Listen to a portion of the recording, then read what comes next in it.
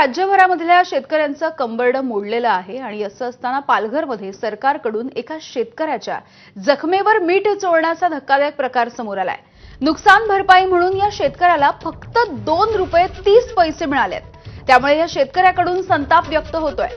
वाडा तालुक्यामधल्या सिल्लोत्तर इथले मधुकर बाबूराव पाटील या शेतकऱ्याच्या नावावर 11 एकर जागा आहे। नुकसान भरपाई म्हणून त्यांच्या बँक खात्यामध्ये सरकारकडून 2 रुपये 30 पैसे जमा करण्यात आले।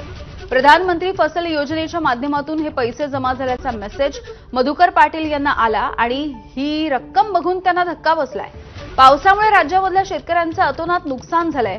असं असताना शेतकऱ्यांनी आता सरकारकडून मदतीची अपेक्षा व्यक्त केली आहे। अशामध्येच 2.5 रुपये मदत देऊन सरकार हे शेतकऱ्यांची चेष्टा करतंय का, अशी भावना या कुटुंबियांनी व्यक्त केली। सर आम्हाला ना 31 तारखेला एक मेसेज आला मला का ते 2 रुपये 30 पैसे मला मिळालं, म्हणजे ते माझ्या बँकेत।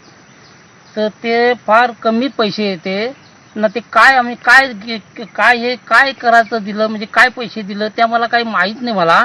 पण पंतप्रधान विमा योजना आहे ना, त्याचं ते पैसे मिळाले मला ना। आमची फार नुकसान झाले, म्हणजे भाताचं भात हे सगळं खराब झाले बघा। हे काय नाही, त्यात काय आहे काय त्यात सर?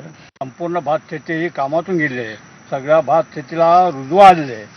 लोकांनी कापले आणि आता पण शेतामध्ये पाणी आहे, जमीन कापता येत नाही आणि पाऊस चालूच आहे। तेव्हा ही सरकार आम्हाला जी मदत देतो ही अतिशय तुटपुंजी आहे। अशी जर मदत दिली शेतकऱ्यांना तर शेतकऱ्याला कसं व्हायचं? कारण ह्या शेतीवर आमचा संपूर्ण उदरनिर्वाह चालू आहे। आमच्याकडे नोकरीला एकही माणूस नाही, आम्ही फक्त शेतीवर जगणारी माणसं आहोत। त्याच्यामुळं आमची परिस्थिती अतिशय गंभीर झालेली आहे।